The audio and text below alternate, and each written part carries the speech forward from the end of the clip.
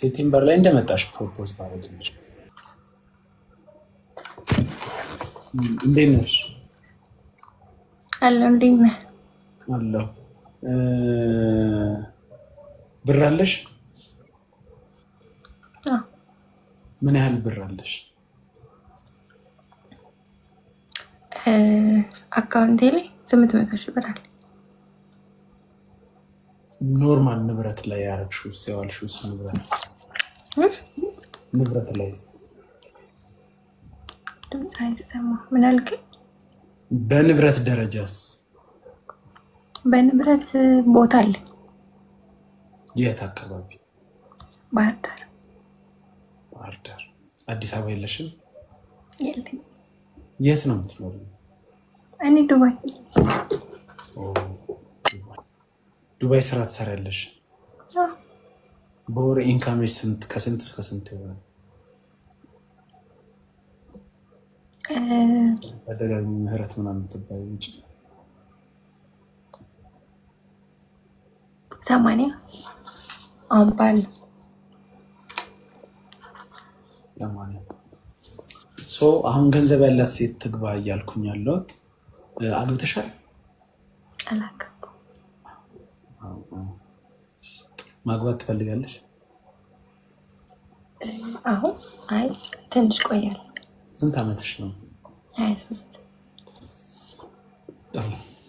እሺ ትመቸኛለህ ለማለት ነው። ቆይ ተረጋጊ። ጥያቄዎቹ እንዴ ገንዘብ እንዳለ ንብረትሽን አስቆጥረሽ ብቻ ልትወጪ ነው እንዴ?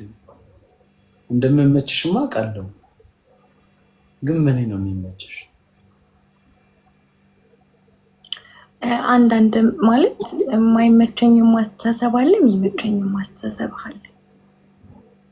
ከማይመችሽ እንጀምር። ምንድን ነው የማይመችሽ? ማለት እኔ አሁን እንደዚህ ኖርማል ባለፈው ገብቼ ነበር፣ አንዴም ገብቼ ነበር እና እኔ አሁን ማንም ከሰው ፊት ሲናገረኝ የሚደብረኝ አይነት ሰው ነኝ እና ተናግረኝ ትንሽ ደብረኛል። ለምን ገባሽ? መቼ ገብተሽ ለምን ተናገርኩሽ? የሆነ ጥያቄ ጠይቄህ ለምን በአሁኑ ሰዓት እንደዚህ ጥያቄ ጠየቅሽኝ ብለህ። ምን አይነት ጥያቄ እንጠይቅሽ? ምንም ስለ ፍቅር ምናምን ነበር የጠየኩ። በፍቅር ታምኛለሽ? በፍቅር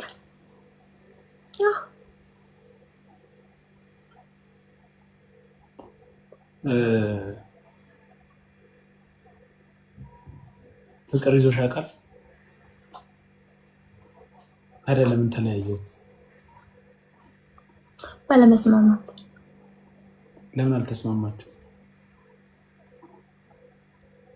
በጣም ውስብስብ ነው ማለት። ካሁን በኋላ አፈቅራለሁ ብለሽ ታስቢያለሽ? ካሁን በኋላ ታፈቅራለሽ? እኔ እንጃ። አፈቅራለሁ። ካሁን በኋላ በልምምድ ነው የምታፈቅረው እንጂ እንደመጀመሪያው የምትደነግጭለት ሰው መቼም አይኖርም። ያ እንደመጀመሪያውም አይሆንም።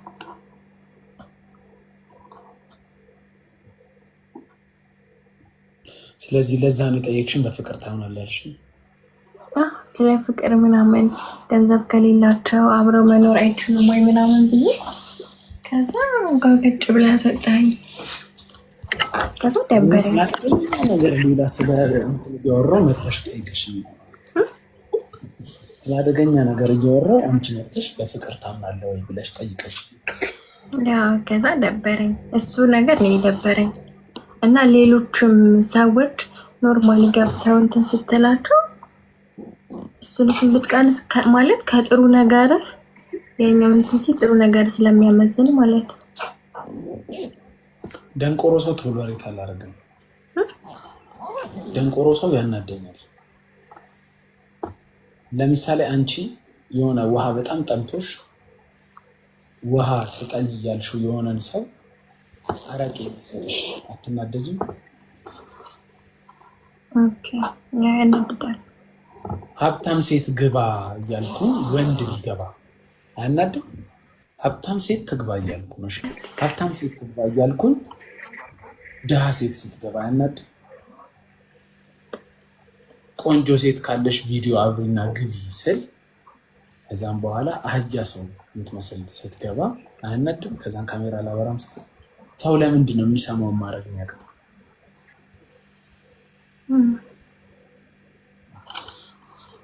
ያኔ በዛ መሀል እናደዳለን። እሱን ታየውና አሁን ከዱባይ መቼ ነው የምትመጪው? እኔ ሴፕቴምበር ላይ እመጣለሁ ኢትዮጵያ። ሴፕቴምበር ላይ እንደመጣሽ ፕሮፖዝ ባረግልሽ ፕሮፖዝ ባረግልሽስ? ባገኘሽስ? ፕሮፖዝ ባረግልሽ ቀለበት ባስር? ኧረ ነው። ለምን? በእኛ ሐራም ነው እንደዛ እኮ። ኒካ እኮ ነው ማስረልሽ። ኒካ ቤተሰብ ሳይኖር እኮ ቤተሰብ ነው። ለቤተሰብሽ አሳውቃለሁ። እስከዛ ለቤተሰብ አሳውቃለሁ። እስከዛ በሃይማኖቴ ለምን አላህ ወደ ቀጥተኛው መንገድ ይምራህ ነው።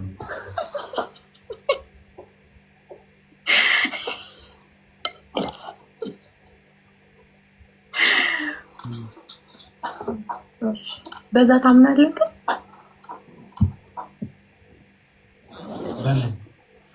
ማለት አሁን አንድ ሙስሊም ሴት ከዛ እሱ የሌላ ሃይማኖት ተከታይ ሆኖ ከዛ ቢጋቡ ግን በሃይማኖታቸው ሁለታቸው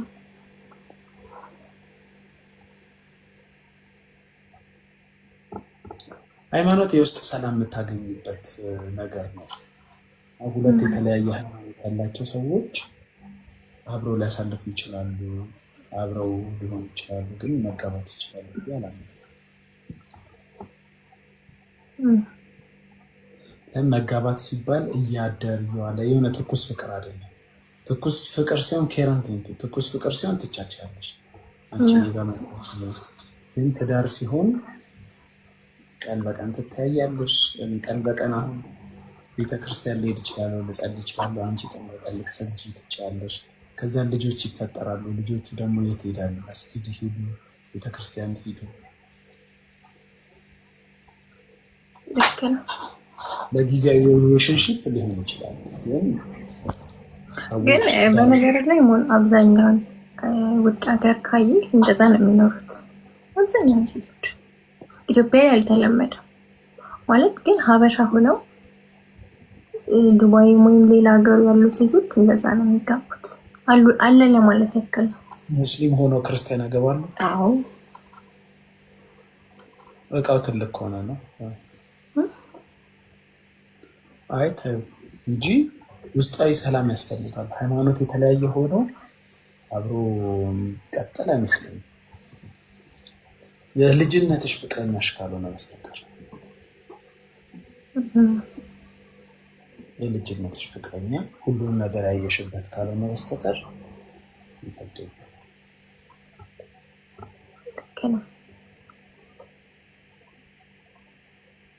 ፊልተር አላረኩም እና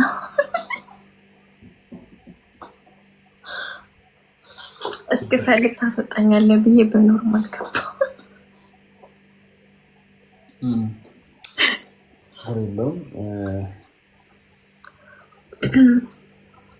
እኔስ በቃ ይመችሽ መጣሽ። እሺ ማን ይመችህ አንተ? ስማኝ ግን ስማኝ በደንብ የሚመቸኝ እንትን ልንገርህ። ባልና ፍቅረኛ እያላችሁ አትግቡ የምትላቸው ሴቶች እኔም እሱ ባህሪ ይመቸኛል በጣም። እኔም በጣም ነው ደስ የሚለው። እውነት በጣም እኔስ ደስ አልልሽም? አንተም ደስ ትላለህ። ዱባይ ስመጣ እንገናኛለን። ትመጣለህ? ኢንሻአላህ እንገናኛለን። እሺ እሺ። እሺ ቻው።